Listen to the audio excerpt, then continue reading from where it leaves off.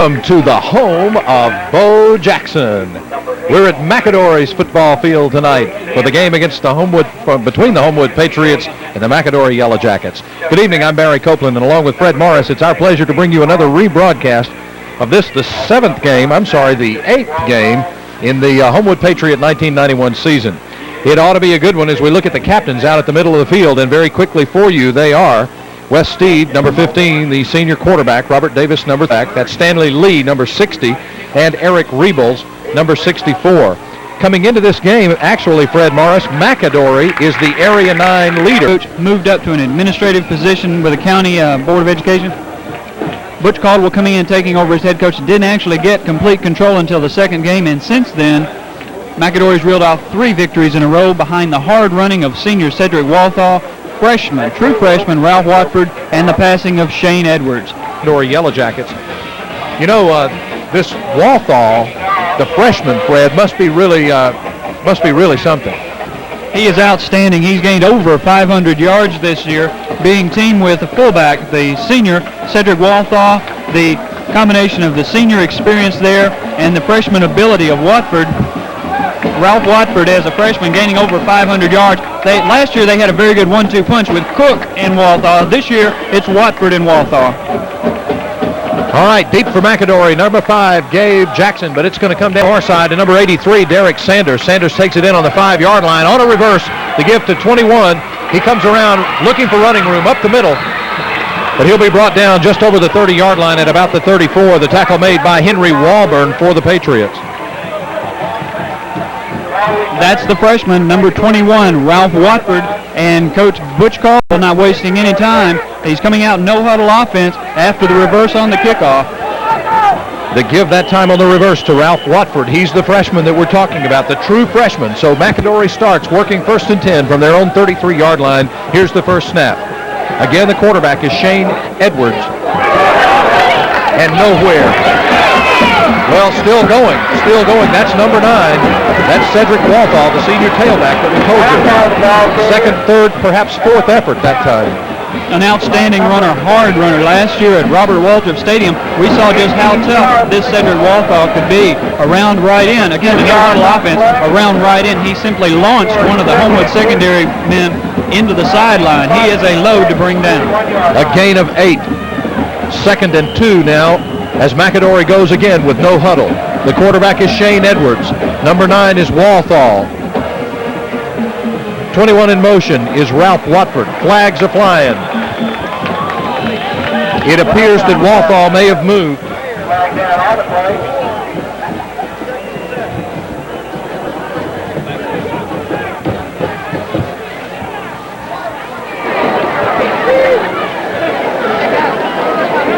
Motion penalty against McAdory is what we believe the call to be. That referee is aimed in the wrong direction at this point. McAdory backed it up. The flags are in their backfield, and they're talking with Homewood. Now the ref will turn around. An illegal shift then is the call. It is against McAdory. A 5-yard walk-off takes it back then to the 36. They'll replay the down. That means we'll look at 2nd and about 7 for the Yellow Jackets. Looks as though that play was doomed from the start. Cedric Walthall never really getting underway, and Edwards just a doomed play from the start. Sanders is the wide receiver, split to the right. Again, Edwards is the quarterback. 3 backs. Walthall comes in motion, but the pitch comes to number 21. That's Ralph Watford. Brought down big time by Brian Greer. Greer with the backfield sack. Well, actually makes 3 yards on the play. But I believe Brian had that one diagnosed all the way. No blocking to the outside for Watford on that play.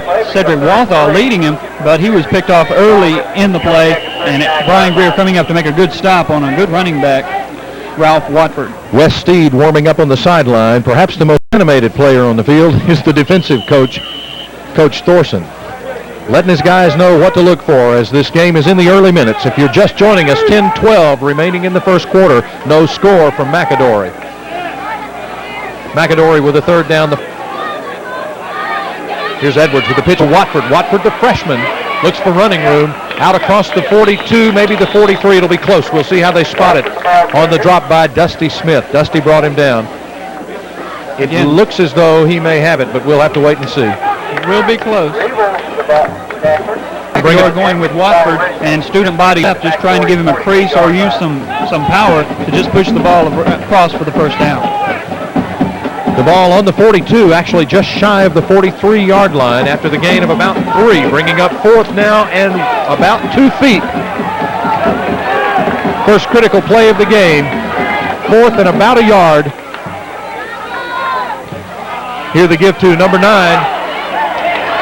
That's Walthall. They'll call timeout. Take a look at this one. It looks like it is first down yardage. Time is out on the officials. I think they want to take the chains out just to make sure. Hard to see it from our angle, but it looks like they may have it.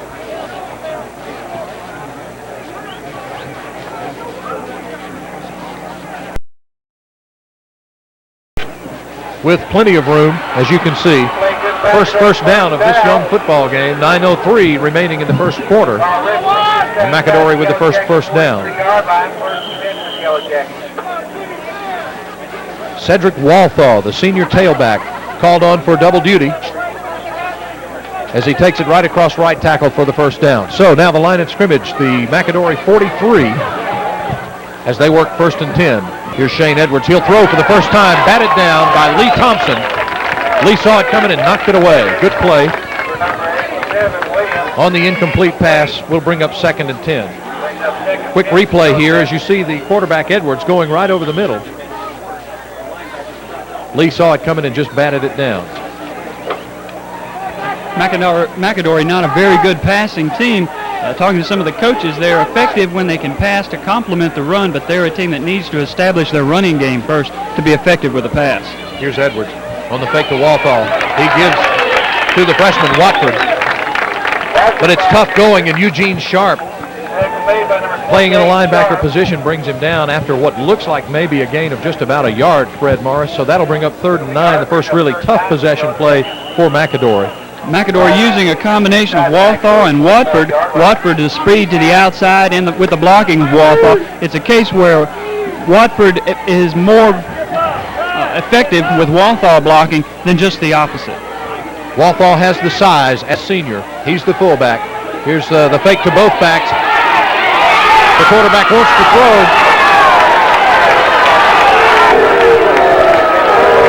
The Homewood fans asking for a flag, but I believe to no avail.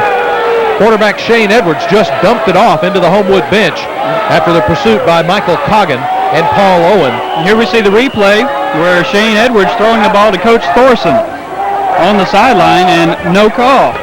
Well, Coach Thorson was about the only receiver within 15 yards of the ball, but no flag.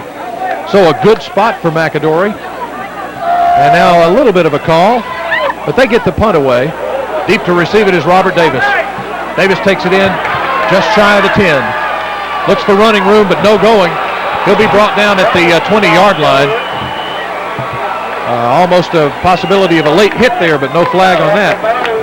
The stop by Jackie Williams, among others, for McAdory.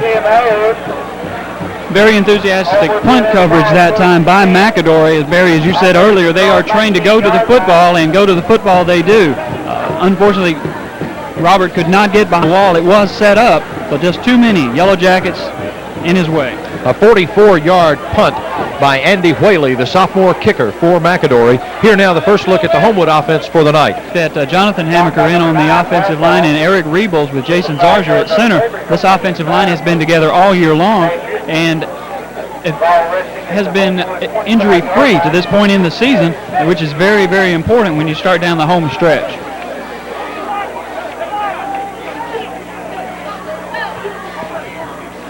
Second and about 4 now. The down and distance for Homewood as Andrzejewski comes in motion.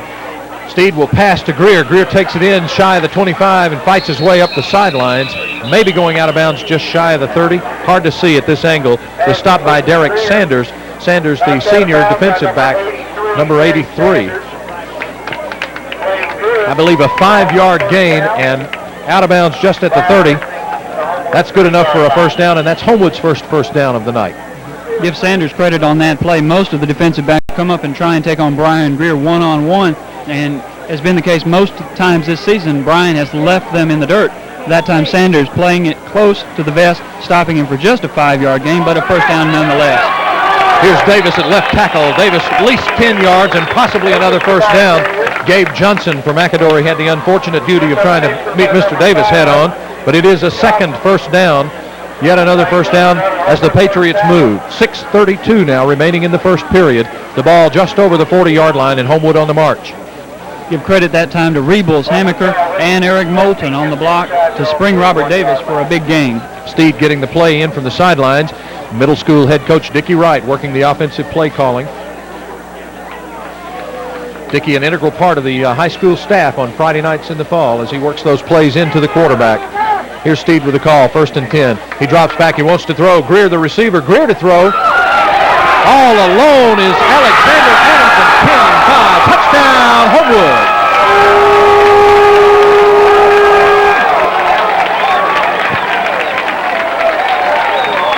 My goodness gracious, there was a college football coach I once knew who said he was out to practice early. Absolutely no one within 20 yards of Zan Adamson. Watch the play. He throws to Brian Greer. Greer going long and try and find a yellow jacket anywhere near Alexander Adamson. He was so by himself, it was incredible. A 59-yard pass play complete from Brian Greer to Alexander Adamson. Here's the extra point. Steed to kick it. Greer to hold it. Rebel snaps it back. The extra point is good. Time is out on the field with 6 minutes now remaining in the first quarter, and Homewood taking a 7-0 lead on the McAdory Yellow Jackets on their home turf. 59-yard pass play from Brian Greer to Alexander Adamson.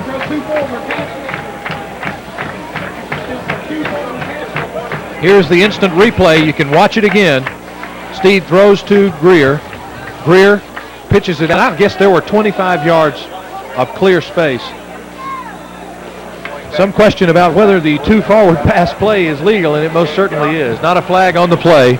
McAdory stunned early after the 4-play drive for the Patriots, covering 81 yards and taking 1:42 off the clock. Good look at the Patriot cheerleading squad. They made the trip to McCalla tonight. The band is here. All the folks to entertain you. Well, Coach, you know, Fred, it's almost becoming a tradition with us here. A different trick play or a different look, a different wrinkle, something new every single night that Homewood plays. Here's Steed to kick it. Into the end zone. Once again, no return. That's become quite common. Brian Parker was deep to get it for McAdory, but it was not to be. You said earlier, Barry, that Coach Little calling the offensive plays, or Litton, I'm sorry. Dickie Wright. Dickie Wright, I'm sorry. Calling the offensive plays from the press box, and you've got to give credit to Dickie Wright setting up that play, throwing to Greer just 2 plays earlier with a young defense like McAdory has. They see the play to Brian Greer, and they go all out to stop it, and you can burn them deep just like Homewood did. Burned indeed. Here's McAdory, 1st and 10 now from their own 20. Their quarterback looks to throw. Misdirection play, obviously broken up. The intended receiver may have been Derek Sanders. Sanders was the one with the curl pattern. Henry Walburn defending on that play. They also had one receiver going long, and I believe that was Gabe Johnson, number 5. Neither receiver saw the ball. Thrown by quarterback Shane Edwards. Broken play. Edwards not as effective in a pure passing offense. More effective, as we said earlier, playing play action with Walthall and Watford. Play action passes to his tight end and to his wide receivers, such as Sanders. Walthall and Watford are the 2 backs. Here's the give to Watford. Watford, the freshman. Wrestled down. I believe Eric Rebels was one of them. Also, Jonathan Hamaker.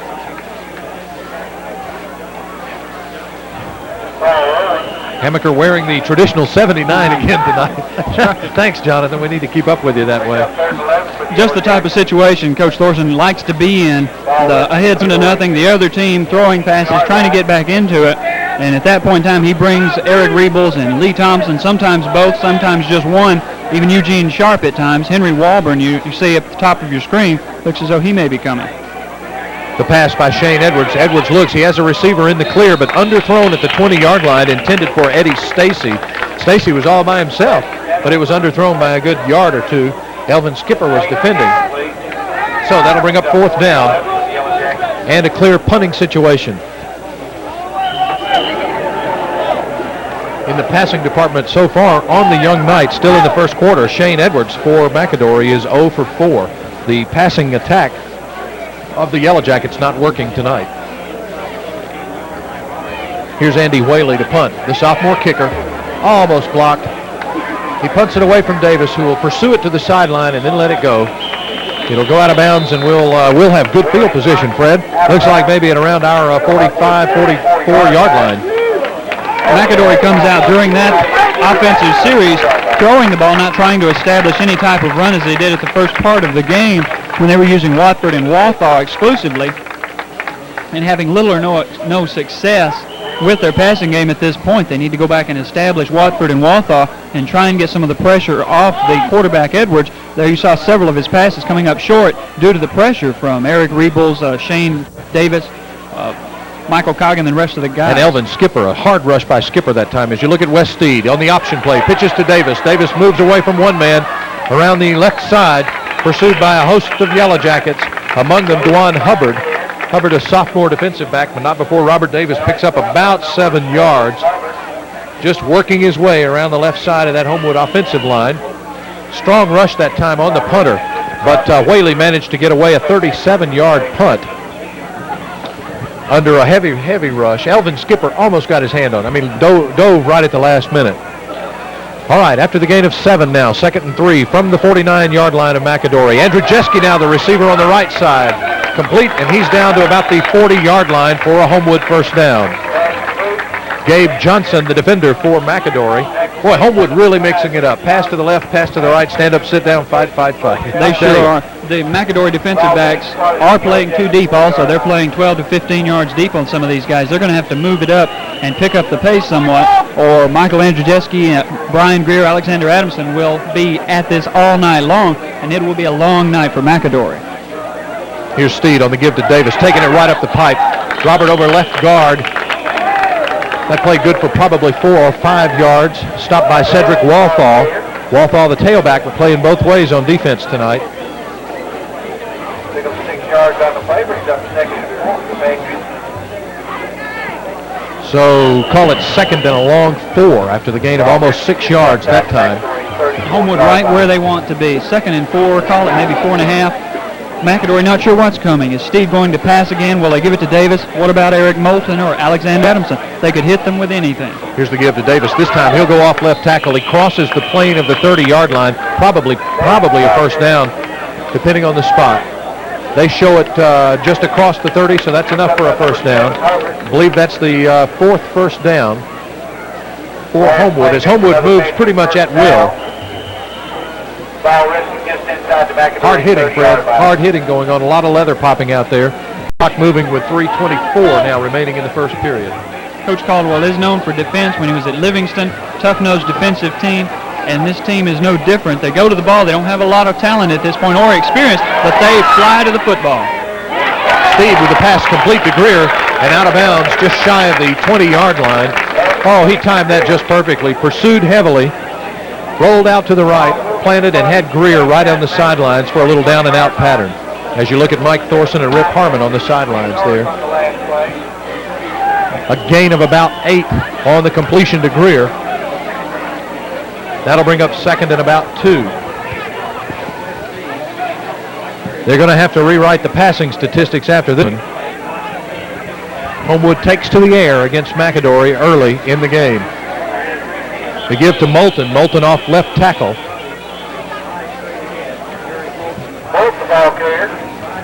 Again, a part of the multifaceted offensive threat by the Patriots. Good for another first down, and that's 5, I believe. We're keeping count for you. Homewood stopped that time by Sean Bates. Homewood this time on this drive, simply mixing it up, using the pass, using the run. That time Sean Bates just attaching himself to Robert Davis, to Noah Vale Davis, still picking up yardage. Too much variety for McAdory at this point. Steed looks at another 1st and 10. Here's the give to Davis. Right tackle. Boom. Big hole. Touchdown, Homewood.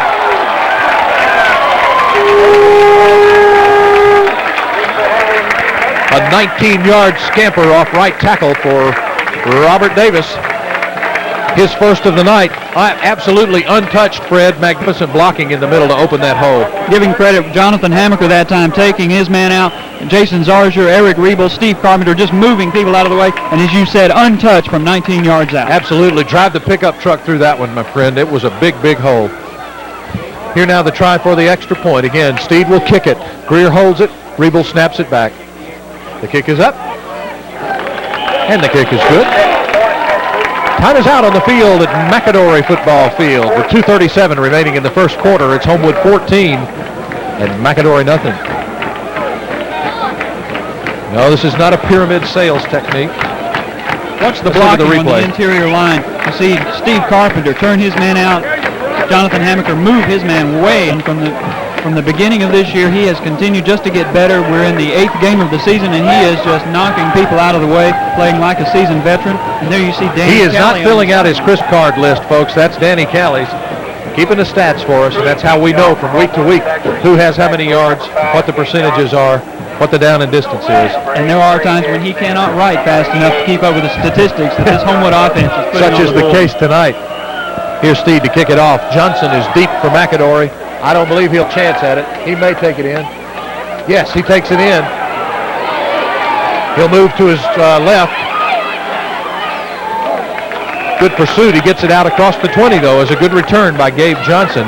Walburn on the stop for the Patriots. I think Homewood was a little tentative as he faked the handoff again. And that's probably why he got that extra 10 yards. And that's one of the beauties of running that play initially. The danger being you drop the ball or a fumble, but if you can complete it once, then possibly you can break the second one because the defense is a step slower and a little more tentative about going all out on the kick coverage. Shane Edwards, the quarterback for McAdory. Watford and Walthall, the backs. He pitches to 21. That's the freshman, Watford. Watford with a lot of running room around left tackle.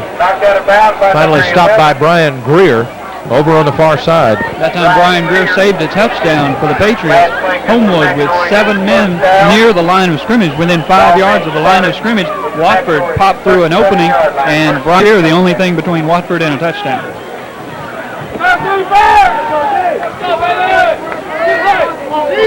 All right, good for first down yardage for McAdory. Their second of the evening.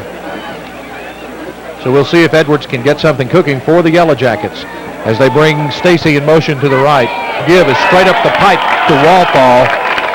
Big stop by Dusty Smith right in the middle, and Lee Thompson right beside him that time. Smith and Thompson combined to bring him down.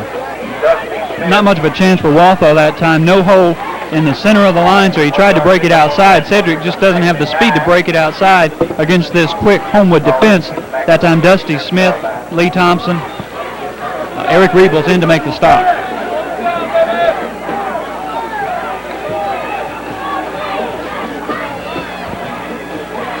Here again, the man in motion is Johnson. To give to the freshman. The big stop by Jonathan Hammaker as he greets Ralph Watford head on in his own backfield. Woo! Big stop. Hammaker just biding his time, right there waiting for the play to develop. A note, Fred, that starting tonight is number 54, Paul Owen. Paul, a sophomore, I believe. Paul in at a defensive end position on defense in place of Shane Davis. Understand Shane may be a little under the weather tonight. We see him on the sidelines, and he might get some playing time later, but Owen is in. A long pass contemplated by Shane Edwards. Out to defend is Alexander Adamson. They both go up for it. The ball's on the ground. Skipper and Adamson back there with him. Double coverage on the intended receiver. Alexander went up for it. They wrestled at the top and came down empty-handed. That's the way you like it. Brings up a fourth down. Number 5 that time, Johnson, doing a good job of switching from offensive receiver to defensive back, keeping Adamson from intercepting that ball. Robert Davis and Brian Greer deep. Set to punt is Shaley. High kick comes down to Robert Davis. He'll look for running room around to the left, right up the middle. Good hard running at about the 46-yard line. Finally stopped by DeJuan Hubbard, but not before a run back of about 15 or 16 yards by Robert Davis. Operating from around 46-yard line. That stop by Hubbard that time probably saved a touchdown, Fred, as Davis had running room right up the middle. He sure did. Unfortunately, the punter out-kicked his coverage, gave Davis an opportunity to catch the ball, get some speed, turn up field, and almost split the defenders for a touchdown. One Yellow Jacket bringing him down. McAdory with punts. McAdory with punts tonight of 47, 37, and 33 yards. After the incomplete pass to Zan Adams, defended by Kevin Hull. Coach Caldwell and his defensive coaches doing their scouting reports, doing their job tonight. That time, West throwing to Adamson. 5 Yellow Jackets out in the pass coverage, one tipping it. Unfortunately, falling incomplete for the Yellow Jackets. Fortunate for Homewood, it wasn't intercepted. 5 Yellow Jackets in the area. Thickbridge in the secondary for the Jackets as they swarm. 10 seconds remaining in this quarter. The clock stopped on the incomplete pass. This will probably be the last play of the quarter. Steed throws over the middle, but incomplete. That'll bring up 3rd and 10. Interesting statistics at the end of the first quarter. Fred, McAdory with 29 yards of total offense. Homewood with 147 yards of total offense. 82 passing yards and 65 rushing yards. So with just a few seconds remaining in the quarter, already the statistics looking a little lopsided, but in Homewood's favor. And if they're going to be lopsided, that's the way we want them. Well, we knew coming in with the inexperience and the experience of Homewood and the inexperience of McAdory that it would be Homewood's game to win or lose. Here's Davis. He looks for left tackle. He's around left end. Pursuing on the block. The block by Jason Jones. Good work by Jason Jones on the left side to pick up the first down on a 3rd and 10 play. That time Skipper and Jones lined up wide left in a new look, a new wrinkle for us. Got the ball, tried left tackle, tried left end. 12-yard line in the playoffs or one of the remaining coaches or teams to look for and to worry about as they get ready to face the Homewood Patriots. Well, that's the end of the first quarter from McAdory's football field. The score is Homewood 14, McAdory nothing. We're going to take time out and let you hear from one of our sponsors right here, and we'll remind you that you're watching Homewood Patriot football. It's Piggly Wiggly Food Stores for quality foods, friendly service, and fair prices. You'll find a wide selection. And at halftime when they're faced away from us, but we do have a treat for you, and we'll tell you more about it in just a minute. Here's 1st and 10 as West Steed looks, gives to Robert Davis. Davis tries the middle, maybe good for about 2 or 3 yards. A big pile up in the middle as Davis tries behind the blocking of Moulton.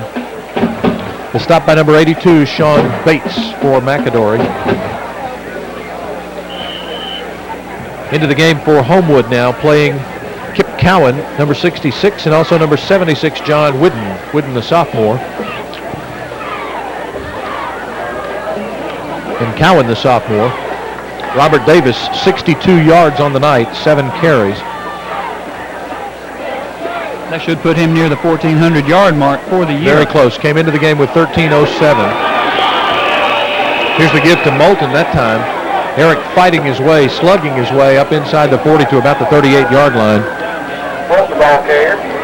50-yard on play, 3rd and 8. Ball being spotted just inside. McAdory very tough in the center. Cedric Walthaw playing both ways tonight. Fills the center from his linebacker position. Very good at the interior of this defensive line. And while they are very young, they are still very big. Difficult to push out of the way. They are absolutely big. After the gain of 3, call it 3rd and 7 now. Homewood moves from just inside the McAdory 40-yard line. There was a mix-up in the backfield.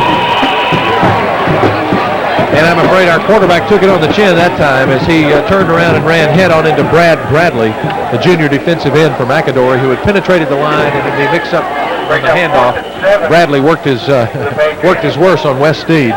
Looks as though some type of reverse option with Eric Moulton faking to the left side, Steed spinning and coming back to the right for an option pitch to Robert Davis. There's just a little too much room in there, and Eric Moulton collides with West Steed. Wes will punt it.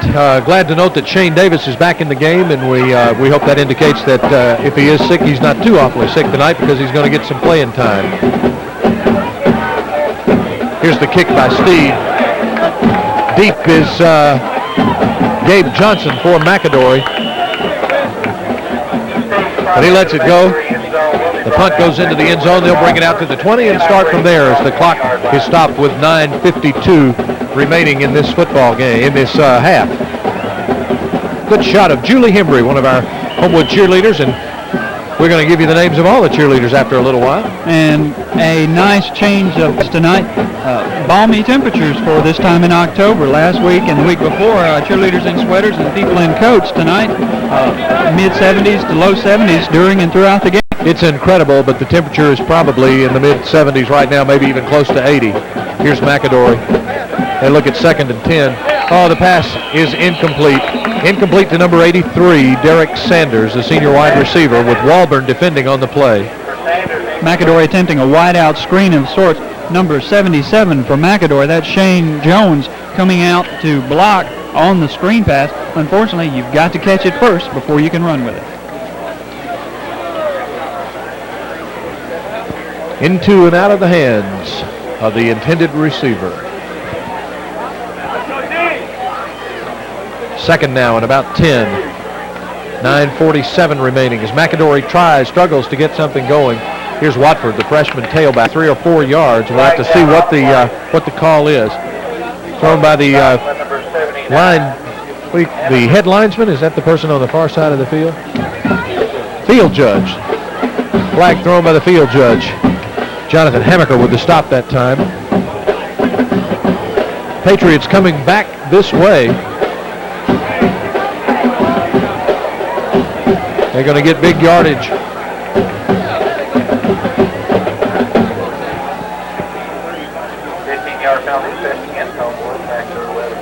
It's like a clipping penalty as they take a 15-yard walk off against the Patriots. That puts them in business just over the 36-yard line, their own 36. Here's Shane Edwards.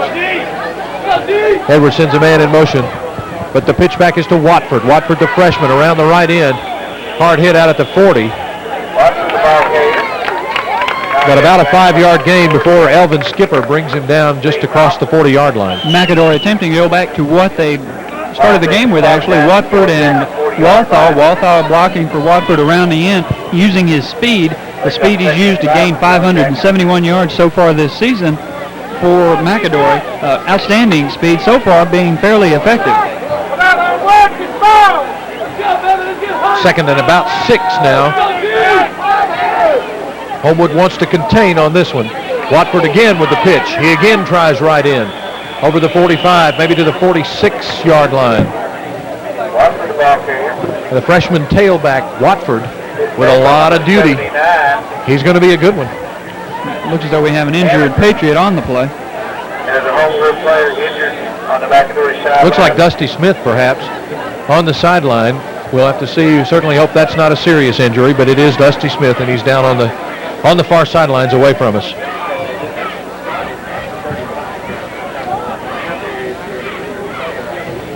McAdory seems content to pound away with Watford behind the blocking of Walthaw and the right side of that offensive line. So far, their passing game non-existent and really putting all their eggs in one basket. That's the running of Watford so far.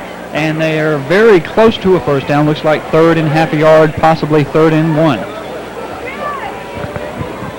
You know, while we've got a little bit of time, Fred, I want to tell the folks and remind them what we remind them each week. And that is that when you're building a winning team, that takes hard work, it takes determination, it takes attention to fundamentals. Certainly what the Patriots have shown they're good at so far this year. It's true in sports, but it's also true in business. The Covington Floor Company has built a winning tradition around those very same principles of hard work, determination, and attention to fundamentals. Personal attention, accurate estimates, quality installation, long been a part of the game plan at Covington Flooring. If you're planning a new office, maybe you're just remodeling some existing space, why don't you give Covington Flooring a call? The number in Birmingham is 328-2330. 328-2330. And if you're calling outside Birmingham, the toll-free number is 1-800-824-1229. As we take a timeout here, we want to let you hear from another one of our sponsors, so we'll pause right now and do that. Remind you that with 9:14 remaining in the second half of play, the score is Homewood 14 and McAdory nothing. We'll stop here at McAdory Field, let you listen to this from one of our sponsors, and remind you you're watching Homewood Patriot Football.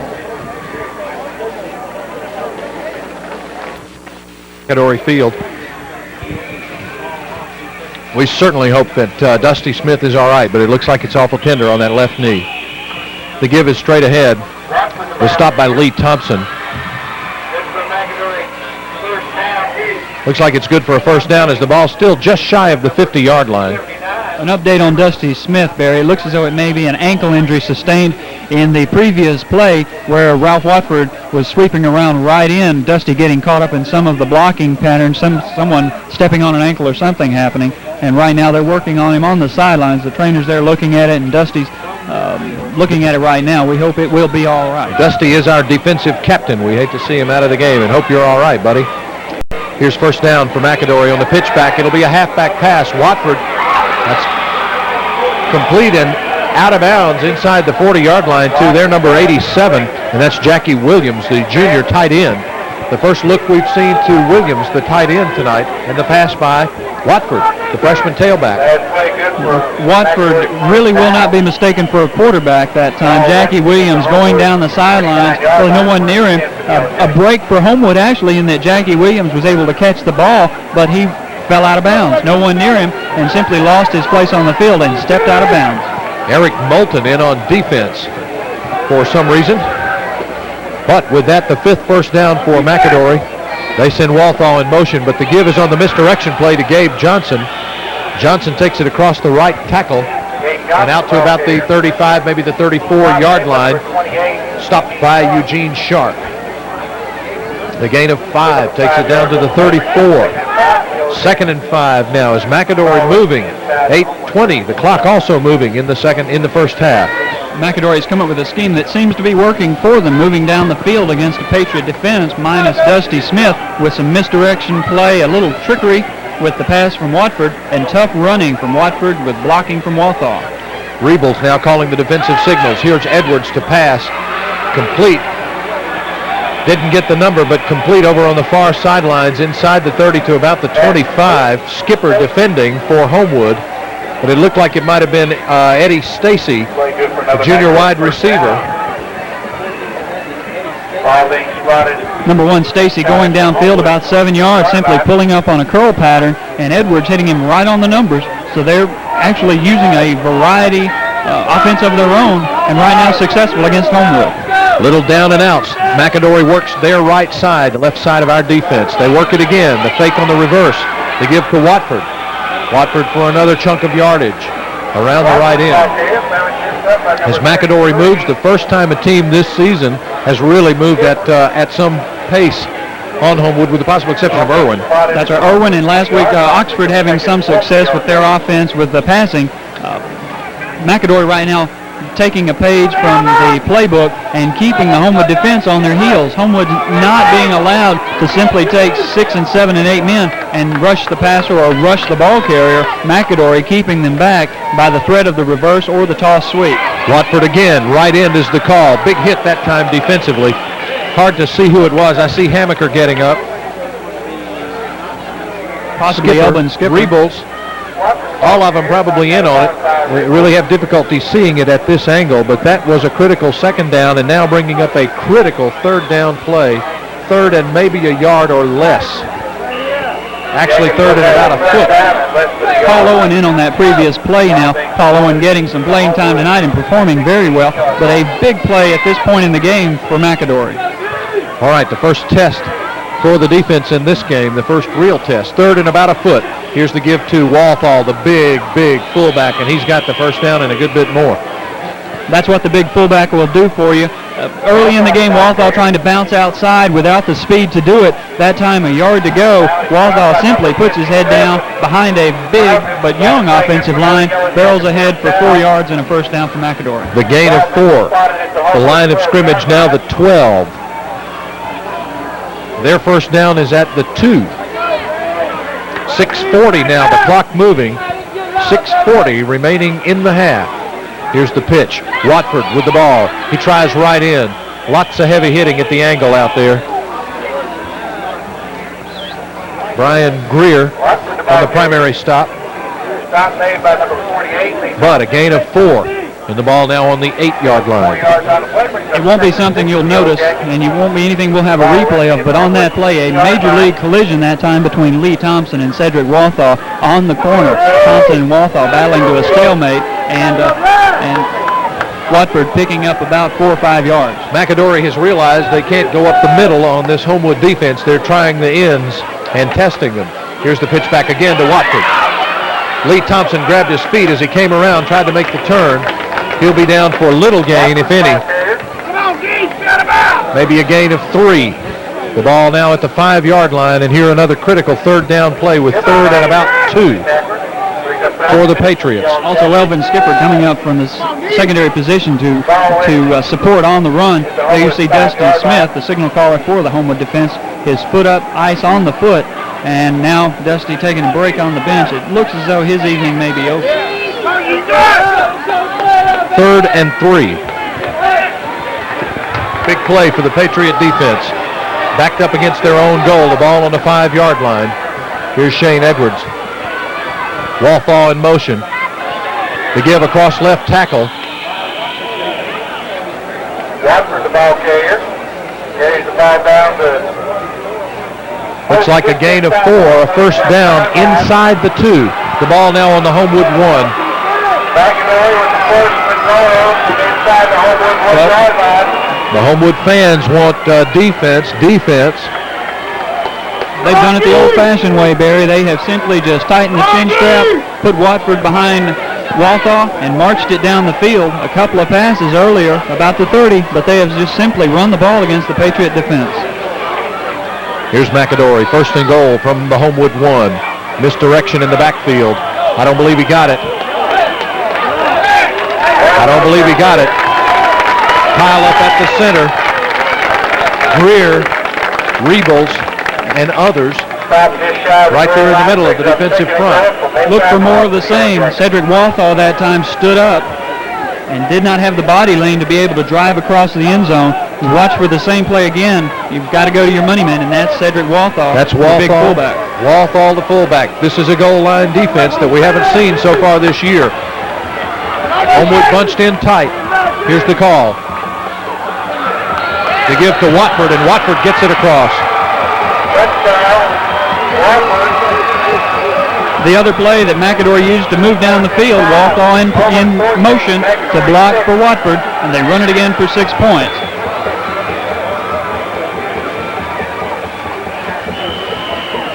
The kicker is Andy Whaley, the sophomore place kicker. Whaley into attempt extra point.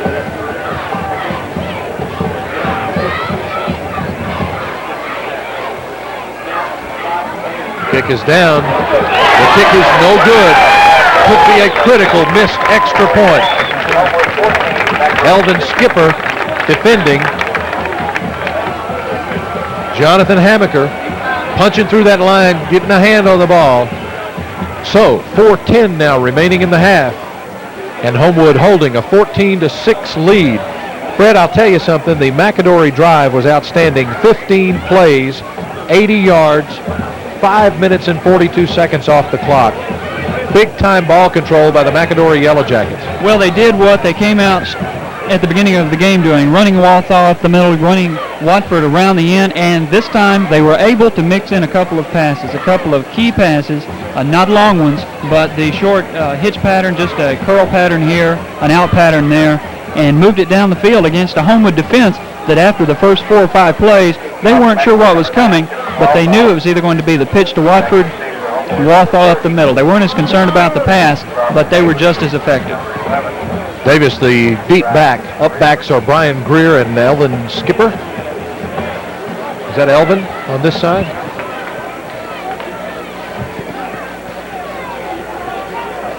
It is indeed. Possibility of an onside kick this early in the game? Who knows? We'll have to see what happens. I believe that's Walthaw kicking off. The big fullback puts his big toe in it. It'll come down to Greer. Greer on the far side. Tries to get running room, but can't get it. Pursued by Gabe Johnson, the junior defensive back. And Brian was stopped before he made a game. Tried to outrun the coverage, but that guy's fast. Johnson is really fast. Not necessarily a smart play when you catch the ball, not more than at your 25-yard lines. The coverage team does not have that far to run, and when you run sidelines, east to west, they can really cover some ground, as Johnson did on that play. Well, the offense really needs to come through now, Fred, with some big-time ball control and another score before the half. Give us a 2-touchdown margin. Let's see what they get cooking here. Line of scrimmage is about the 20-yard line. Here's Davis, right up the middle, taking on McAdory. He's got one man to beat, two. Roberts still on his feet at the 50.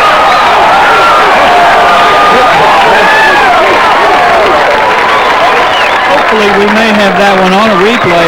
Watch the way Davis comes out and uses his speed to set it up. He breaks through the line, he breaks a tackle, maintains his balance, stops, speeds again, uses the speed, still going, using the speed again, and until, as we said, a McAdory defense that will not stop, crowded or gathered around the ball, and that was all that stopped Robert Davis was a crowd of Yellow Jackets. Must have broken 8 or 9 tackles before he was finally dragged down. Homewood with a big boost. Steed will keep it on the option, the fake to Moulton up the middle. Steed keeps it around left in and maybe gets it to the 40-yard line, maybe a gain of a yard or two before Sean Bates grabs him and drags him down. That to give Robert a rest, really. After that type of run, he must have broken 8 or 9 tackles at least. At least 5 or 6, maybe 7. But that was a type of run that every athlete is familiar with, the endurance conditioning drill, gassers, starting and stopping and starting and stopping. That's where it paid off. Robert Davis with 8 carries for 100 yards as Alexander Adamson comes in motion. The pass is to Zan. He's through to the middle. I believe he'll go all the way. Oh, my goodness, what a play. Put another 6 up for Homewood.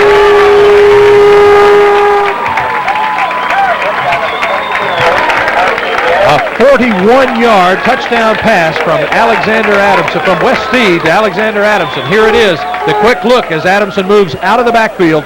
He's off to the races. Adamson in motion that time with this young defense. Coach again, knowing that with a young defense, a lot of times they will not pick up that motion man in the coverage, and it worked that time for Homewood, and Adamson has another touchdown for the Patriots. DeJuan Hubbard and Tim Ayers for McAdory just absolutely split in two on that one. Here's the extra point attempt by West Steed. The kick is good. 2:31 now remaining in the second period, and Homewood with a 21-6 lead. That's Zan Adamson's second catch for 100 yards total tonight and 2 touchdowns. He's having one heck of a night, isn't he? Having a career, Adamson. Now watch play once again. Adamson in motion, no one from McAdory going with him. Simply hits him with a quick pass, splits the defenders, and he's off to the races for his second touchdown of the evening. Coach Newton, watching that play develop previously in the game, watched the way the defense set up to cover the motion man, and simply played it right and called it at just the right time. And on top of that, Fred, exactly what Homewood needs to take a little bit of steam out of that McAdory offense that drove 80 yards just one set before for the score. And even on the preceding play, the McAdory defense on the option play by Steed was playing inspired run defense. There we see the play by Robert Davis again, breaks 2 tackles. There's 2, there's 3, there's 4, there's 5, 6. 6, 7, and 8 finally got him. 6, 7, and 8 finally got him. Excellent running by the senior tailback. Here's the kick by Steed. He takes 4 steps into it. It'll come down shy of the goal line this time at about the 6 or 7 yard line. Here the give on the reverse around right into Watford. Watford the ball carrier, and guess who wasn't fooled? Mr. Andrzejewski wasn't fooled that time, and others who were down there with him. Kip Cowan, Eugene Sharp, Darian Finley, all down there on the special coverage team. Well covered that time. That we hate to see, folks, as Dusty Smith takes it into the locker room for the game. We certainly hope that that's not too serious. He's a fine young ball player, and we need him back.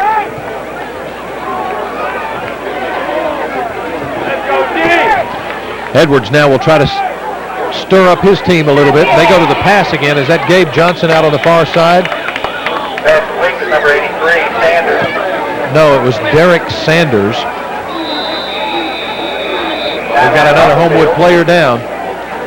Looks like it might be Greer. Is it Brian Greer? Goodness gracious. This is costly. Looks as though Greer got tied up with one of the offensive linemen downfield to make a block as the play was ending, and simply got tangled up with the offensive lineman. Hopefully it's not a serious injury, because it sure would be unfortunate to be injured on the after a play was over.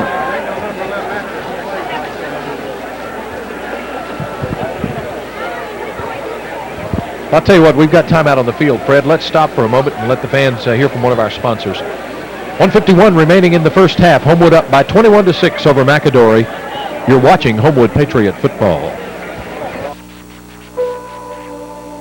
I don't care what business you're in, there are going to be some problems.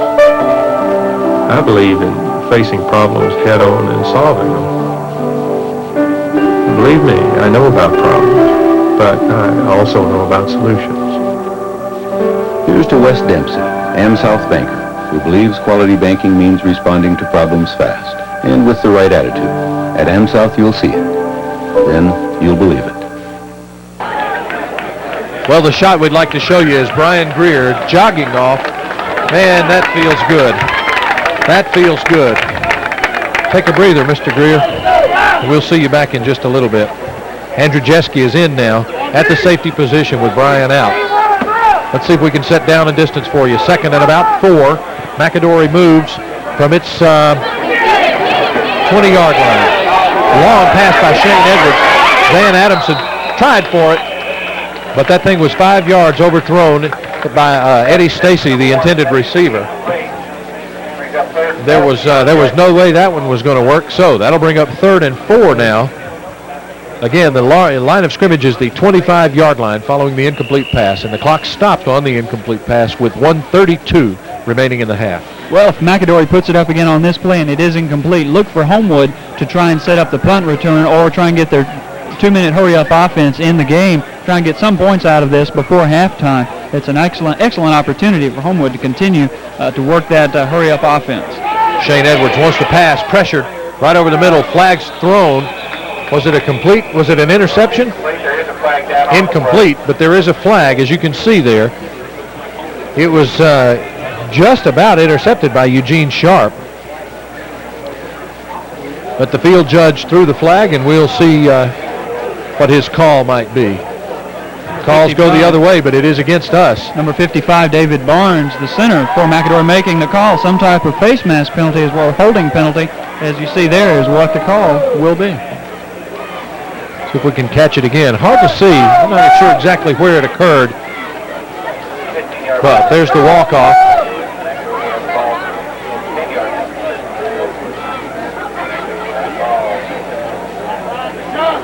Good to report to you that number 11 is back in the game for the Patriots, Mr. Greer.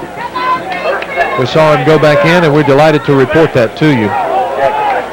1:24 remaining in the half.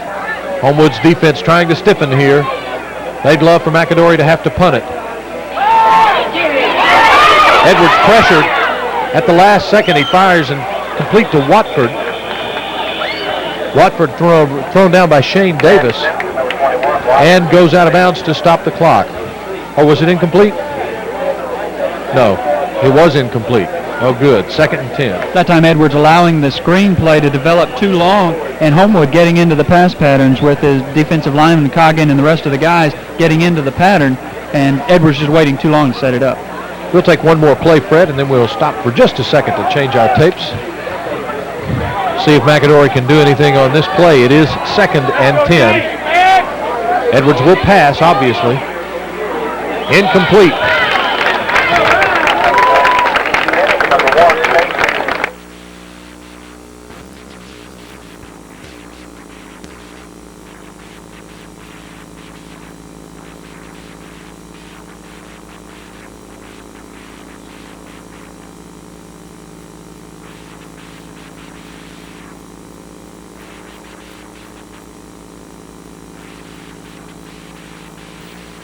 If you're in the market for a new Chevrolet or Geo, but you don't want to invest a lot in the down payment, you might consider leasing from Ivan Leonard Chevrolet Geo. This is a great way to get into a new Chevrolet or Geo with no money down, and the monthly payments are lower too. Plus, if you decide to, you can purchase the vehicle at the end of the lease. The guys at Ivan Leonard Chevrolet have been doing business on Highway 31 South in Hoover for over 18 years. And as always, any new Chevrolet or GO from Ivan Leonard is backed by our superior service department. So if you're thinking about a new Chevrolet or GO, think about leasing from Ivan Leonard Chevrolet GO on Highway 31 South in Hoover. Come see for yourself the difference that the right dealership can make. Ivan Leonard Chevrolet GO. The real thing, talking about the real thing. It's a you, my friend, a smile you wanna see forever. All the moments with Coca-Cola glasses that can't be the real thing. Can't beat the real thing. Doctor is the most convenient way to fix an inconvenience. The Glass Doctor will make house calls to replace broken glass. The Glass Doctor can also repair stone-damaged windshields before they become a bigger problem. The Glass Doctor is a full-service glass company. They do auto, homes, or businesses.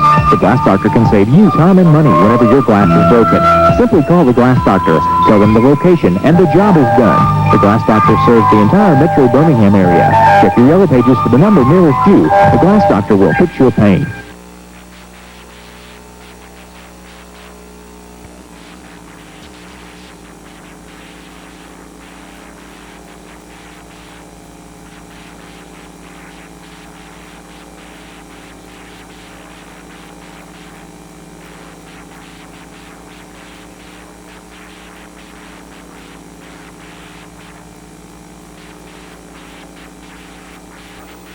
After the incomplete pass, McAdory now 4 out of 13 in the passing department. Not a successful passing attack so far tonight, largely because of part of the rush of Jonathan Hamaker. Shane Davis rushing this time, Hamaker rushing. The pass thrown, overthrown. The intended receiver was number 5, that's Gabe Johnson, but also defending was Alexander Adamson. And so that completion was not to be. 1:10 now remaining, and that brings up 4th and 10 for the Yellow Jackets. That time Edwards in the backfield with so much time to throw, he motioned his receivers to go downfield, take it long, and Johnson did, along with Adamson covering, and unfortunately both players misjudged the ball. They came back to it, and it was over the heads of both of them. Whaley is the punter for McAdory, deep for Homewood. Davis to the near side, Greer to the far side. A wobbly, high, short punt that goes out of bounds, still in McAdory territory. They'll mark it out. We'll have to see. It is in Patriot territory. Mark it out of bounds at about the 48-yard line. Almost blocked that time by Henry Walburn. Looks as though someone might have gotten a handle on the ball. It was so short. You know, last time Homewood had the ball, they went 81 yards, and this is an excellent opportunity with 1:03 to go. As we said, they could use that hurry-up offense, passing to Greer and Alexander Adamson, Andrzejewski, and the running of Robert Davis to get some more points on the board before halftime. The 16-yard punt puts Homewood in business at the 48. Davis will try for running room, maybe gets a yard, but a flag in the Homewood backfield. You might expect a holding call. We'll just have to wait and see. Yes, indeed, holding is the call against Homewood. So that'll move us back some with 54 seconds remaining in the half. Davis getting out of big trouble that time. Big problems in the backfield. Used good balance and good speed to bring it up. And unfortunately, the only thing that will push him back on this play will be the penalty. You see him talking to the McAdory captain, and they're going to back up the Patriots. McAdory only seconds to go in the half. Sorry, Fred. McAdory only the second Area 9 game for Homewood on this season, and they're giving us just about all we can stomach. We knew they would play tough. We knew they'd play inspired football. A young team. We knew they would not be that outstanding offensively, but they did put together an 80-yard, 15-play drive that got the attention of not only the Homewood coaches, but the Homewood defense as well. Homewood now with its third penalty. The total penalty yardage is 40 for the first half. Here's Steve with he looks at 1st and 25. The delay give to Davis, and he goes nowhere. McAdory's not giving up. They're not ready for the locker room yet. Cedric Walthall, the senior, 34, 33 seconds, 32. The clock moves. Homewood wants to go with no huddle. Steve brings him to the line. He rolls to his left, looks to throw. No one open, unloads it. wisely gets rid of it with 19 seconds then. The clock stops.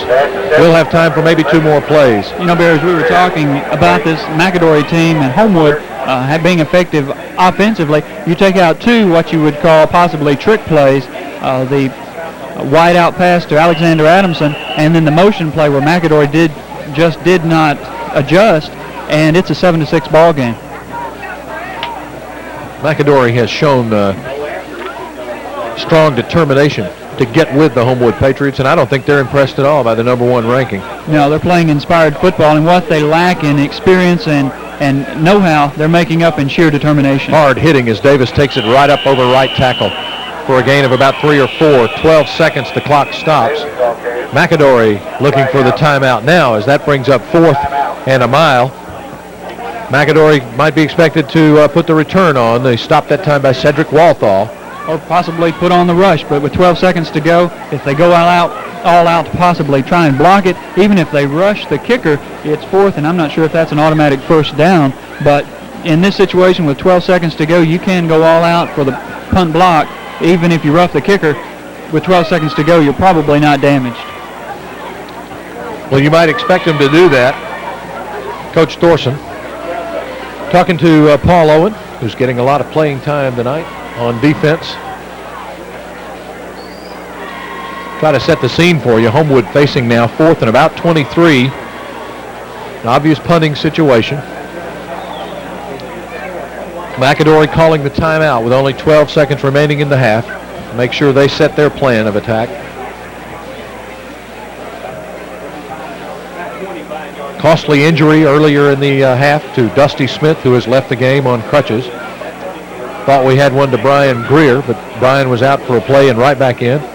We look at the Homewood coaching squad right up above us here on the visitors' press box.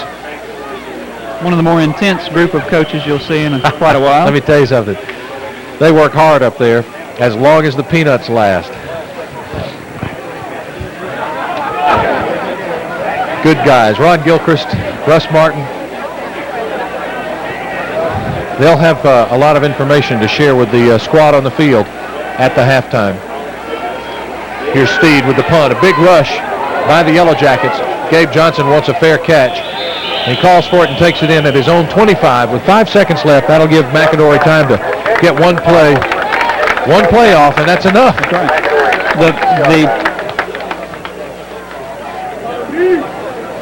The reason that punt was not blocked was the snap from center. 3 players from McAdory broke through clean up the center of the line. The reason it wasn't blocked was an outstanding snap from center to Wes Steed. A lot of speed on the ball, and we've seen some snaps this year from other teams that simply floated back there, but that was an outstanding snap.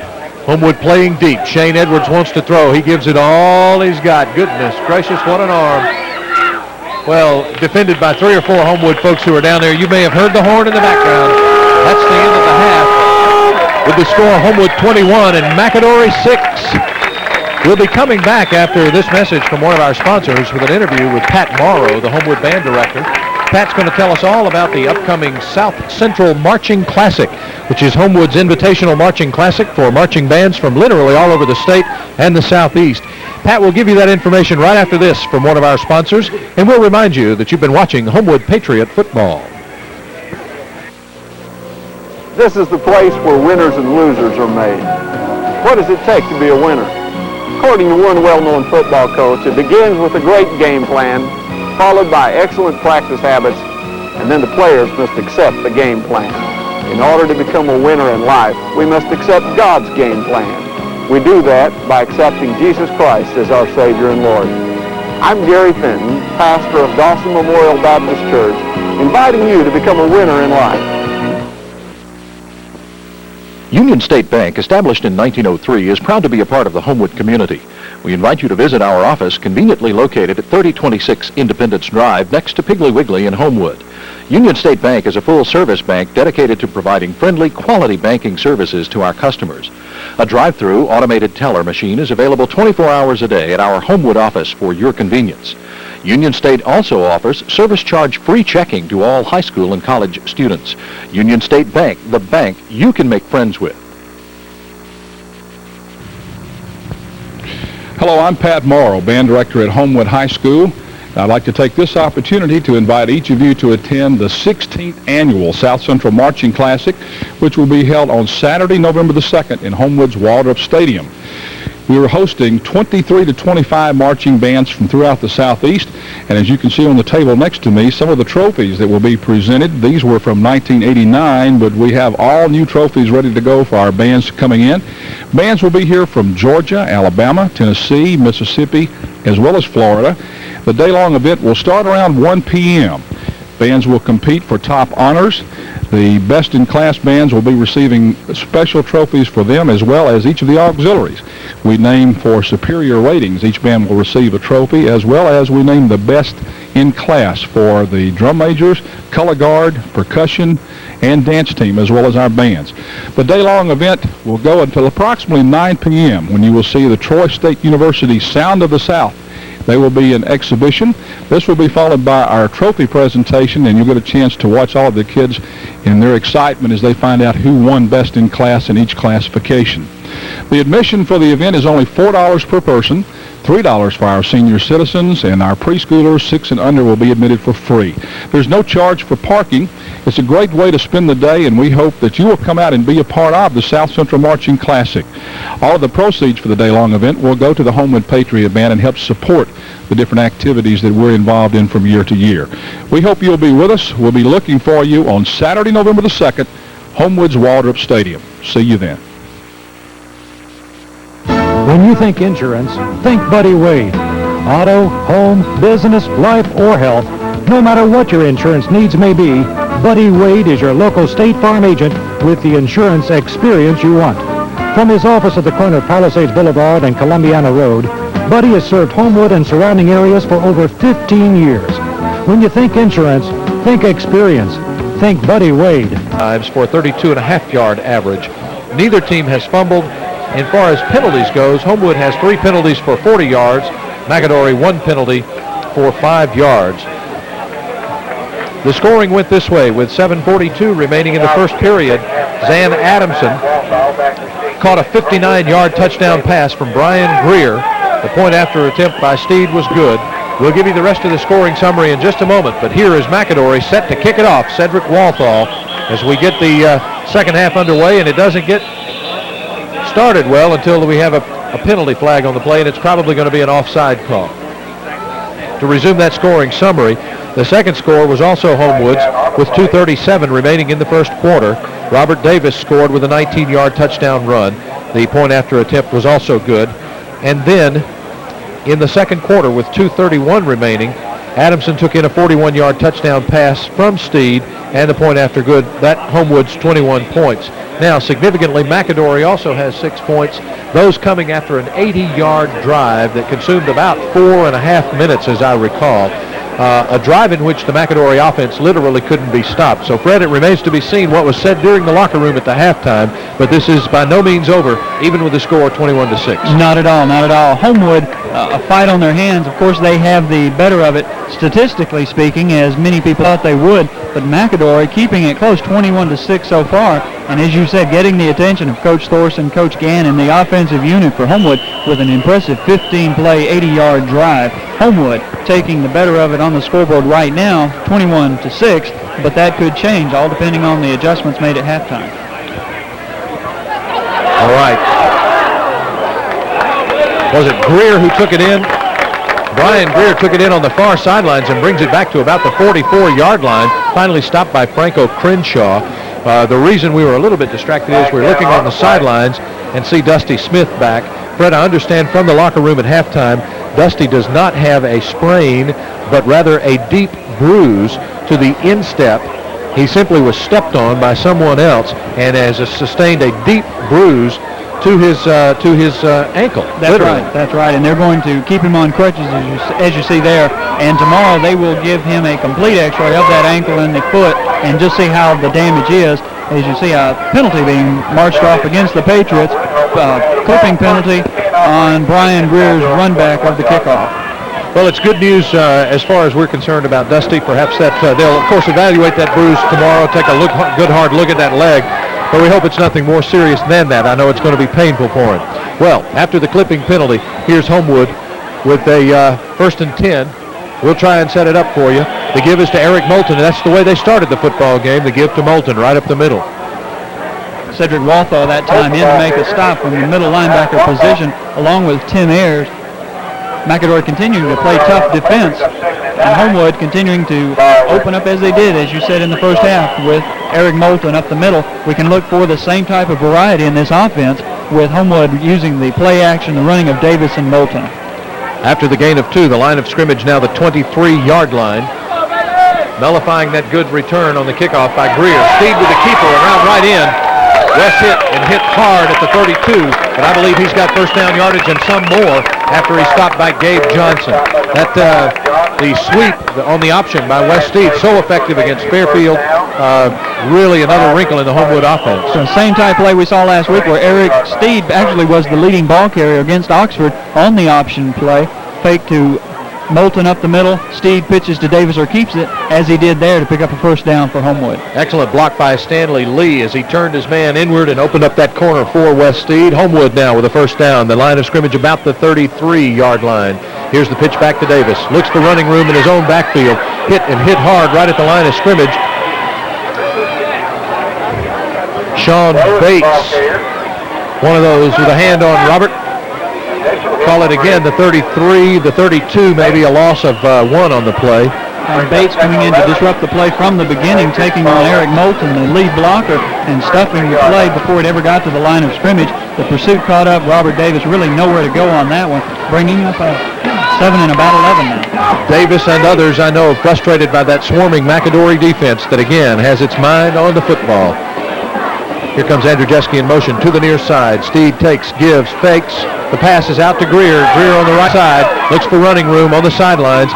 Still on his feet, struggling forward to about the 42-yard line. Excellent second effort by Brian Greer. Walthall, the big fullback, plays it both ways, and he was, along with Watford, who is the freshman tailback, bringing Brian down after a gain of about 9. That'll bring up 3rd and 1 now from the 42. That's what extra effort's all about. It sure is, and that extra effort put him to within a yard and a half of the first down. The first big play of the second half. McAdory needs to stop the Patriot offense here, but this offense is very versatile. They could hit you with any one of many weapons. A 2 tight end offense now. We'll see what goes. Steed on the give, fake to Moulton. Steed keeps around left end. Now the pitch to Davis. Davis is lots of running in. Davis is speed. Put 6 on the board for Homewood. I see a flag down, and you can see it too at about the 32-yard line. Just as they talk it over, it looks as though the penalty is being a flip call against Homewood. That will bring it back and unfortunately nullify a great play, a great pitch by Wes Steed as he was going down in the grasp of a tackler. Pitched the ball to Davis, who just did what he does best, turned on the jets and went all the way. There you see Davis catching the pitch from Steed, who was watching from the ground, and Davis just turns on the jets and goes all the way. I didn't see it. I'll just be honest. Hard, of course, we don't have the eye on it that the referees have, but I didn't see the clip in that play. The key to the play, obviously, was the pitch at the very last second, and then the speed of Davis as he just lit the afterburners and turned it on. Homewood's fans not cottoning to that very much. Not at all. And what's really unfortunate is where they threw the flag, where the official was on the field. It looks as though the clip was unnecessary. At that point, Davis was around the corner, and no one on this field and no one on many fields in the state of Alabama is going to be able to catch Robert Davis on a run like that. All right, now the line of scrimmage, the McAdory 47. Homewood still has the first down. Steed looks to give. He gives it to Davis right up the middle. Rough, tough going through the center of the McAdory line. The stop by Ayers, senior defensive tackle.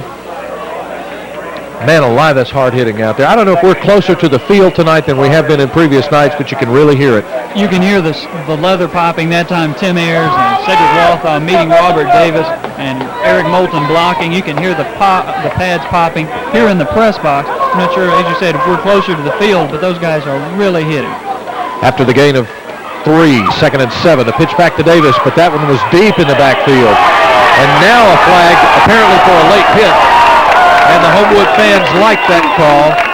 Bradley Ray came in after the play was stopped. We'll have to see to make sure we're right, but I believe the call might be a late hit.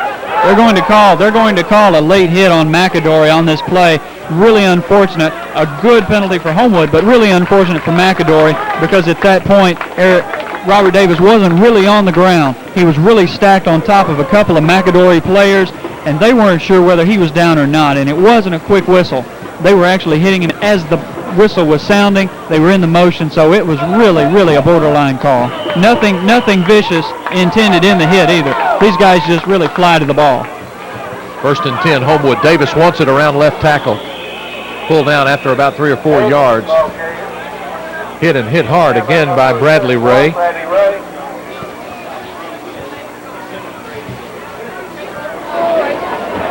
We'll see if we can set it up for you now. The line of scrimmage is now the 28-yard line after the gain of 3. 2nd and 7 as the clock moves in the third period with 7:44 remaining. We hope that clock is not a factor in the game. Now we have a timeout. Looks like it might be an official timeout for an equipment problem. I think we're going to get a helmet straightened out, and now we'll set it and start again. Homewood doing what they do best. They're answering the call. A long play by Davis for an apparent touchdown, called back for a penalty, and they simply methodically march down the field again. Good inside running by Moulton, blocking, and Davis again doing what he does best, breaking tackles and moving this offense. Steed, the rollout pass and the option. Here comes Andrew Adamson in motion to the right. They give us to Moulton right up the middle. Eric still on his feet, running hard. Dives forward to inside the 10-yard line. Finally, Gabe Johnson trips him up. But a good, strong run by this sophomore fullback, Eric Moulton.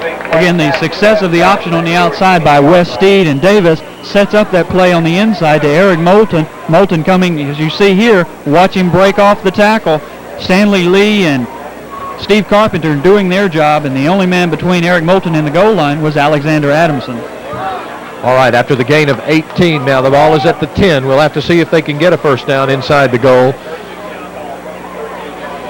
Here's Steed. He rolls left. Looks to throw a soft little touch to Davis. Looks like it's down inside the 5. At the 3-yard line. The gain of 7 now on the little out pass to Davis. As Coach Thorson talks it over with Paul Owen on your right. And I believe that's Shane Davis on your left. Steed looks to the near side to get the signal. The cheerleaders work to keep the drive alive. Play comes in from Coach Dickey Wright. Ball actually closer to the 2-yard line now. Again, the 2 tight end offense as Adamson lines up as a tight end now. 2 backs. Moulton up. Davis back. Here's the give to Robert. Robert tries the middle. Touchdown, Homewood.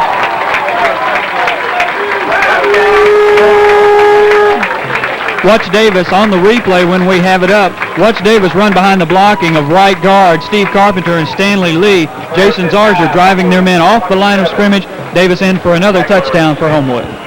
6:21 now showing in the third quarter from the home of Bo Jackson, McAdory football field. On the extra point attempt now, Rebels to snap. Greer will hold it. Wes Steed kicks them for us. Here's the snap. The kick is up. And it's good.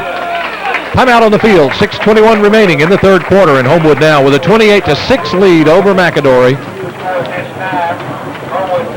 I believe the prediction I read in one of the newspapers earlier this week was 31-7, not too far off. Well, there's not really much doubt of sorts of talent and experience, and that's a big key. Experience in a game like this. McAdory with some changes coming in. As you'll see the play here, the big play to Eric Moulton. And there he is just being tripped up just before he's about to break clean for another touchdown. If Gabe Johnson doesn't get a hand on his foot, Moulton goes in for the score right then. That's true. The Homewood drive consuming 5:39 off the clock, covering 79 yards and 11 plays. The score coming on the Davis 2-yard run off the block of right tackle. And again, Homewood now with a 28-6 lead. Just a little bit of breathing room for the Patriots on a balmy late October night in McCalla, Alabama. McCalla, Alabama. First varsity still in on that drive. As Steed set to kick. Here's Wes's boot. It'll go way right, coming down short.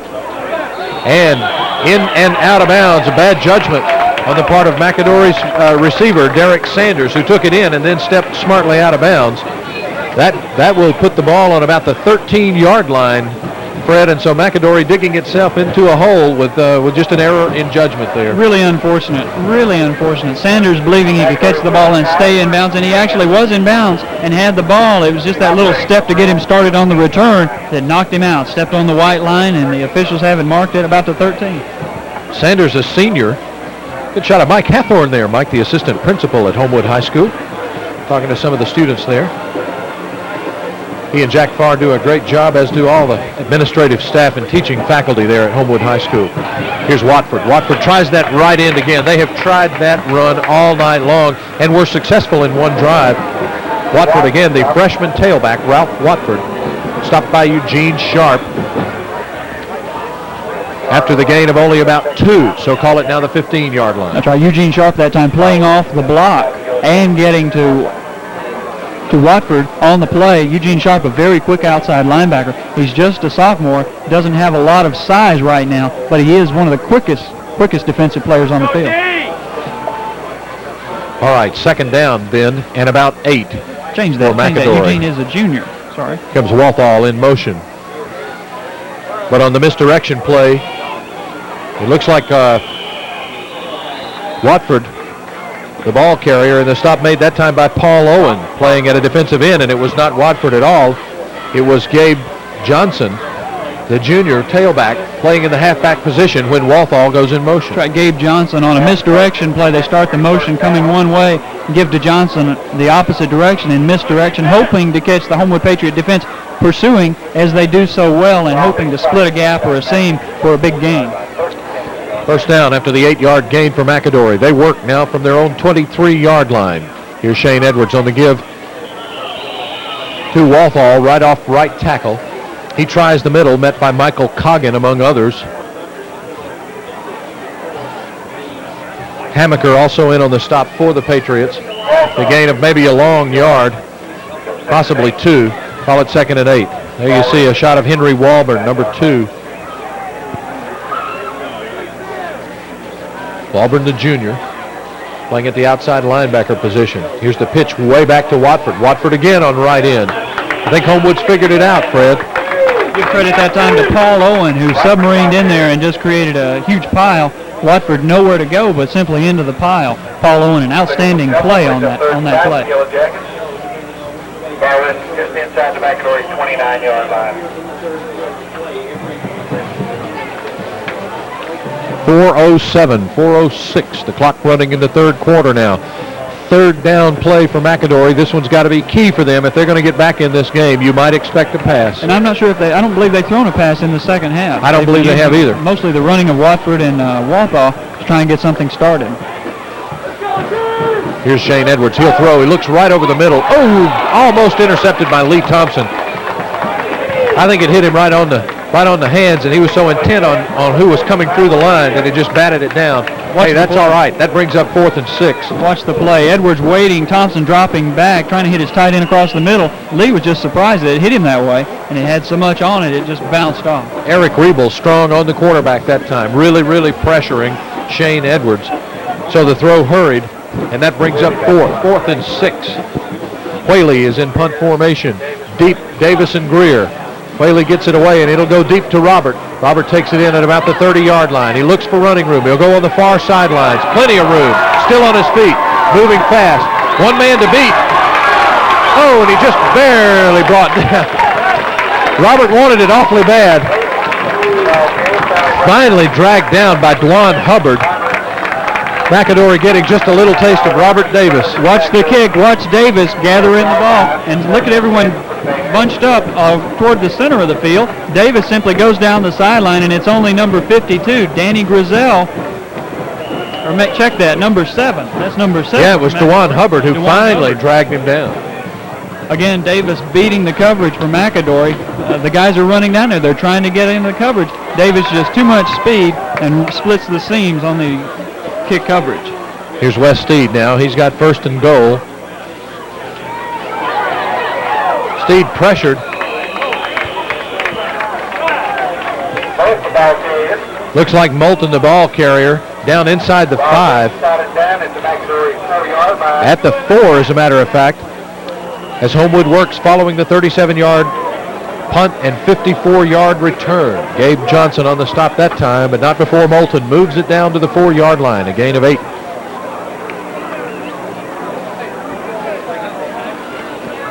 Ball on the 4 now, second and goal.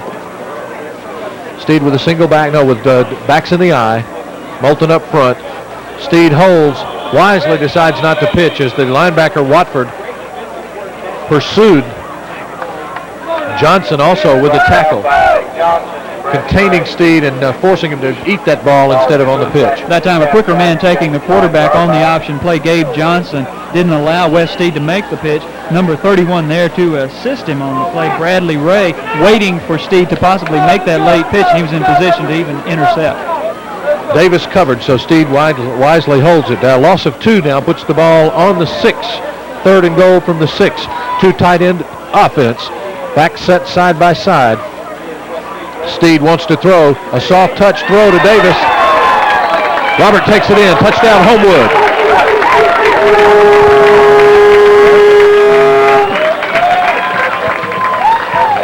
A beautiful little soft touch to Davis as he sweeps right.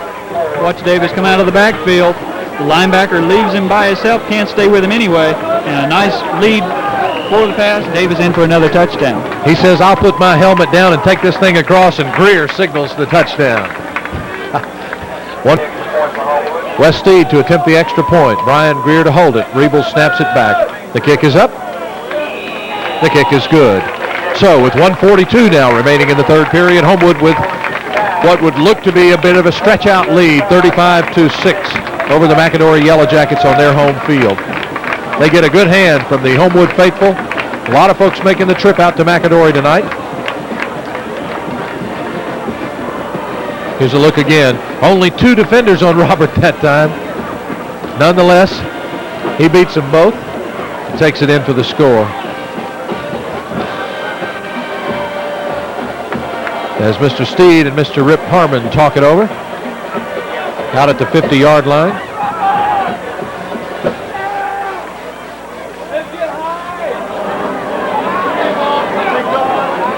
Breathing a little easier now from the home of Bo Jackson, Fred, as they jump out 35-6. But I'll tell you, it's not been at all easy. No, it hasn't. The statistics have favored Homewood from the start, but it has not been easy. And even now, McAdory still playing with a lot of enthusiasm.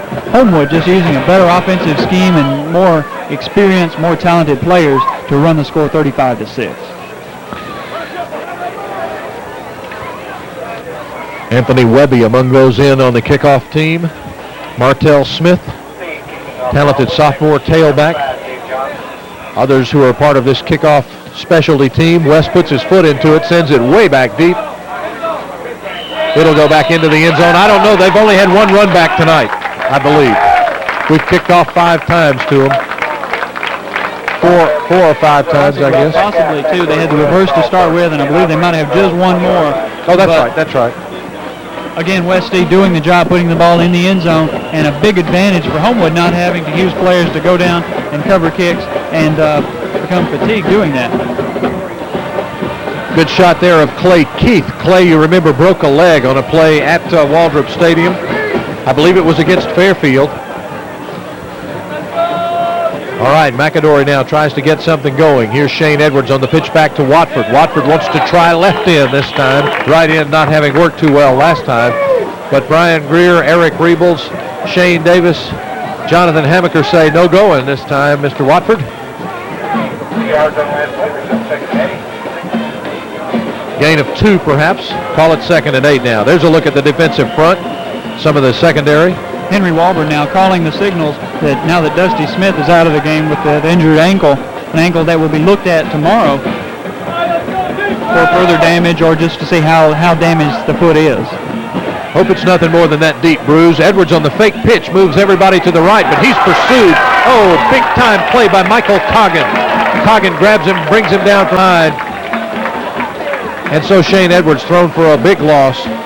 Edwards, no help at all out of his receivers, running their patterns. Edwards looking for someone to throw to. They're running their patterns, not even looking at their quarterback. And when Edwards was tackled for the loss, watch the play. Edwards back to pass. No one there. Has some time, possibly someone to throw to, but no one is looking. And when Edwards was tackled, his receivers were 25 and 35 yards downfield. Great play by Michael Coggin. Good speed as the defensive tackle brought him down from behind. Here's Shane Edwards to pass. Oh, my goodness. Double defended by Hugh Walburn and Alexander Adamson. Double coverage. They met in the middle and the football knocked away, but that's okay, guys. That brings up 4th and about 11. And that's a punting situation, which bodes well. As you see, Elvin Skipper running in for punt coverage. Deep for Homewood are Davis to the far side, Greer to the near side. Whaley is the kicker. Andy Whaley gets the ball, sends it to Davis. Robert looks for the wall now. He wants the far sideline again. It's been good all night. Runs into his own man and fumbles. McAdory football at about the 30-yard line. As Robert apparently attempting to cut back, hit one of his own folks. Robert Davis running into the Paul ball Owen. loose. There you see running into Paul Owen with the ball loose and simply came out. McAdory has it now in 1st and 10. A big turnover for the Jackets. The defense getting some encouragement as they get on the field to do it again. But that's the end of time in the 3rd quarter, and so we're going to have to pause for a minute. The teams will change ends of the field. The score at McAdory is Homewood 35 and McAdory 6. You can see it just as plainly as we can. We're going to be back after this from one of our sponsors. We'll remind you, you're watching Homewood Patriot Football. It's Piggly Wiggly food stores for quality foods, friendly service, and fair prices. You'll find a wide selection of the freshest seasonal produce brought in daily, and the finest heavy Western USDA choice beef, and of course, plump, fresh-cut chickens never frozen. And Piggly Wiggly serves hot, fresh deli foods of the finest quality served up daily, the next best thing to home cooking. And Piggly Wiggly food stores are proud of our friendly people serving your needs in Mountain Brook, Homewood. It's Piggly Wiggly, the finest food stores around. Back at McAdory, as we get a good look at one of the cheerleaders. I believe that's Amanda Cook. This year, Jenny Crumpton is the head cheerleader. And others are Melissa Boren and Keisha Cole, Allison Grizzle, Jennifer Harris, Julie Hembry. As you take a look at Greg Penley there, who is a trainer for the Homewood football squad. He takes care of the guys as they get hurt. We'll give you the names of the other cheerleaders and perhaps take a shot of them in just a little bit.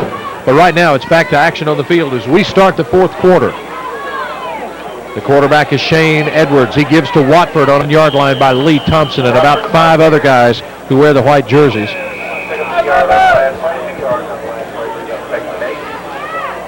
It's a good shot of Robert Davis. Mr. Davis on the sideline. Nobody on the playing field felt worse than Robert. When he dropped that ball a few minutes ago, he's a very intense young man, but also a very humble young man. And looks like we have a personal foul call. Indeed, that is the call against McAdory. And that's going to take the ball back a little bit. The point of the infraction, the 31-yard line, so that should take it back inside the 20 to the 16. Personal foul. Didn't actually see what happened, saw what happened, but brings up a 1st and 25 for McAdory. In spite of the penalty, a very cleanly played football game tonight. Hard hitting, but very few penalties, as opposed to some of the games in the past. Not very many motion penalties, or as you saw there, very many personal foul penalties. All right, Shane Edwards wants something. He's going to throw, gives it all he's got. Adamson defending.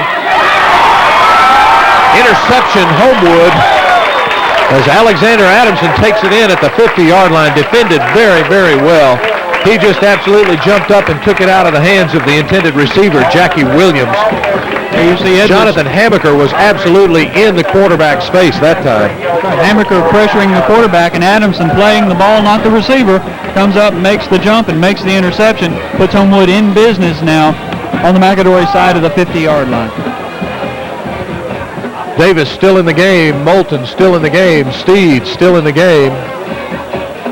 Here's the give. The first man through is Darian Finley. I'm sorry. Finley at the fullback position. Who's going to tackle him? Darian Finley, hard running. He says, I dare you to bring me down. Finally, Watford brings him down for McAdory. Good determined running by Finley that time. Splits the middle, keeps going, and at this point it's Darian Finley against the world. Finally brought down on the McAdory 30-yard line. Stats for Robert Davis so far in the game, a total of 234 yards, 99 of that in return yardage, 10 of that in passing yardage. He has 35 yards on the ground tonight. A good night for the senior tailback. Here's a give to Robert, left tackle, maybe for 2 more yards. Led by the sophomore fullback, Darian Finley. Brent Kendrick, also a sophomore for McAdory, gets the duty of bringing him down.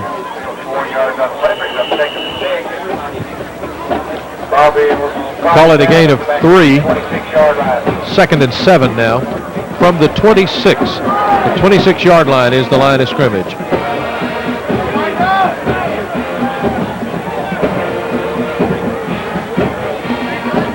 And the second down call now. Here's Wes Steed.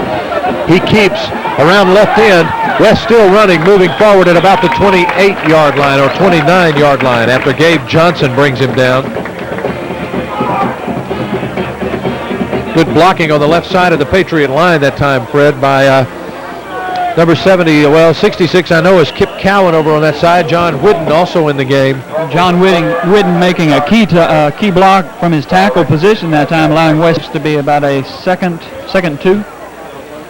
Going to be about a 3rd and 1. After the second gain of 6, be about 3rd and 1 now. There you see it.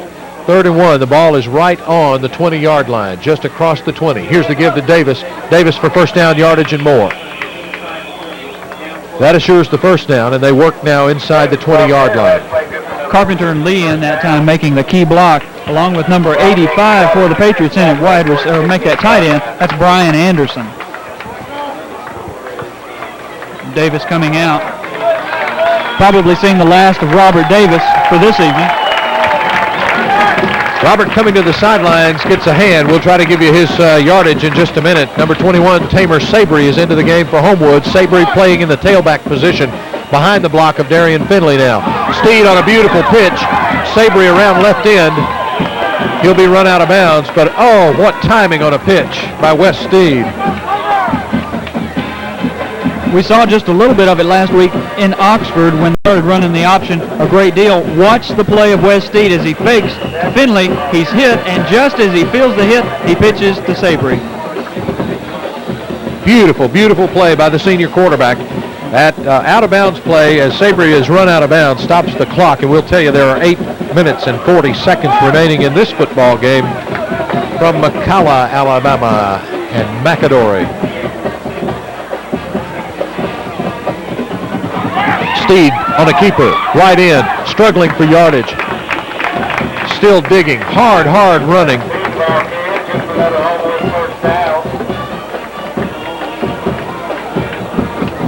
We'll note that into the game now are E.J. Steele and Jason Jones as receiver and flanker. Steed that time with a gain of 7, takes the ball down to the 7. So 3rd down, Fred, and about 3 now. Homewood moving down the field almost exclusively with the option play now. Tamer Sabry in, Darian Finley, and Wes Steed still in running the option for Homewood. A 3rd down play, you could probably look for the option here. Here's Steed. He wants to give to Tamer Sabry. Tries the middle. Tough going. Much more success running the option on the corners against McAdory, a tired McAdory defense. They go up the middle on that play, which brings up 4th down, and it looks as though no gain on that play. 4th and about 1, we're told. The ball now just shy of the 6-yard line.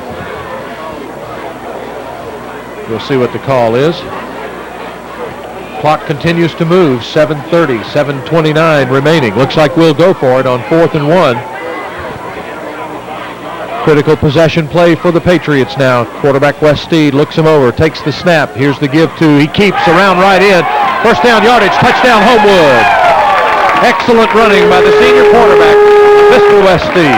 Again, watch the replay as Weststeed fakes to Darian Finley, and on the right side of that line, Brian Anderson, Stanley Lee just move their men out, leaves it wide open for Weststeed to score, and Homewood has 41 points tonight. Quite an offensive output.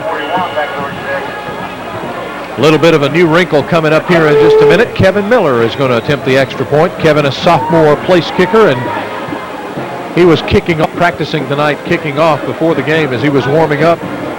What a leg this young man has. The kick is up, and the kick is good. Over, not only through the goalpost, but over the McAdory Fieldhouse behind the end zone. Time is out with 7:19 remaining in the fourth quarter. Homewood now leads it over McAdory, 42-6. You're watching Homewood Patriot football. Yeah. All ready for the vacation? Yeah. Bags packed? Yeah. Reservations made? Yeah. Got the traveler's checks? Traveler's checks? Traveler's checks. You forgot the traveler's checks? Yeah. We bank at Central. Yeah. We can just get them tomorrow. Central has full-service Saturday banking. Yeah. Yeah. Central Bank. Unlike other banks, our prime interest is you. Central Bank, just one of the sponsors who bring you the rebroadcast of the Homewood Patriot football teams, games each night. As the senior quarterback, Mr. Weststeed, prepares to kick it off. West puts a big toe in it. I think that one will go in the end zone and more. Gabe Johnson takes it in. He won't even be able to bring it back. You who are watching this broadcast already know this because it's either Sunday, Monday, Tuesday, or Wednesday night. But Tuscaloosa beat Gardendale tonight. The other way around. Gardendale beat Hewitt-Trussville, the Beat number one Hewitt-Trussville, the number ranked ranked team in 6A football. Number one ranked in 6A goes down to defeat on a Friday night in late October.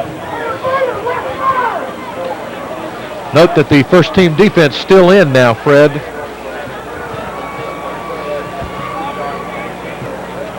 Shane Edwards, the quarterback, he'll try to get something going. They start at their own 20. Watford, the call. Tries left in, but pulled down by Shane Davis. A few stats for you that you might be interested in. Homewood has rushed the ball 34 times for 242 yards rushing. Davis tonight, 17 rushing attempts for 141 yards. You can add that to the 1307 he came into the game with. In the passing department, Weststeed passed the ball 11 times, completed 8 for 145 yards. So Homewood's total offense now 387. 387. Action on the left side of the line. We'll have to see what happens. Number 66, Franco Illegal Crenshaw, procedure, the call. trying to get a head start on Shane Davis, left side of the defensive line. Smart play by Preston Wallace that time. As soon as his man moved, he was gone. McAdory tonight with 5 penalties for 45 yards. They also have 140 yards in total offense.